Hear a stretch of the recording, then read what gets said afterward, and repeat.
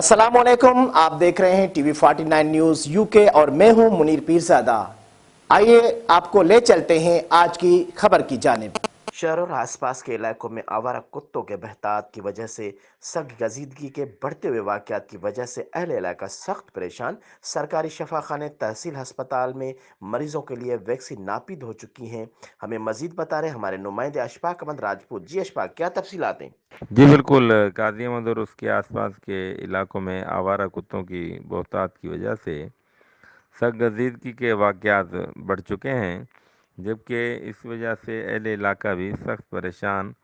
सरकारी शफाखाने तहसील अस्पताल में मरीज़ों के लिए वैक्सीन नापेद हो चुकी है।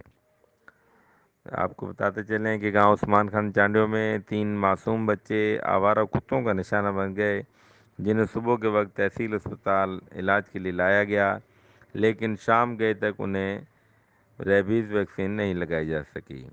मुतासरा बच्चों में इसरार वल दिलदार, माहिरा वल दिलदार और दिलशेर वल दिलदार शामिल हैं। इस मौके पर मुतासरा बच्चों के वर्सा मारफ चांडियों ने मीडिया नुमाइंदगान से बात करते हुए बताया कि अफसोसनाक अमल है कि सुबह से शाम तक अस्पताल में हर एक की मिन्नत समाजित करते रहने के बावजूद हमारे बच्चों को वैक्सीन मुहैया नहीं की गई। कोई भी हमारी फरियाद सुनने वाला नहीं। अफसोस से कहना पड़ रहा है कि तहसील अस्पताल इंतज़ामिया की जानिब से मरीज़ों को किसी किस्म की सहूलियात मुहैया नहीं की जा रही हैं, जबकि महरम चांडो का इस मौके पर कहना था कि सुबह से शाम हो गई लेकिन ना ही डॉक्टर मिलने को तैयार हैं और ना ही हमारे बच्चों का इलाज करके उन्हें वैक्सीन लगाई गई है। हम हुकूमत सिंध और वज़ीर सेहत से मुतालबा करते हैं कि रेबीज़ वैक्सीन लगाकर हमारे बच्चों की ज़िंदगियाँ बचाई जाएँ। खुदारा हमारे बच्चों पर रहम किया जाए।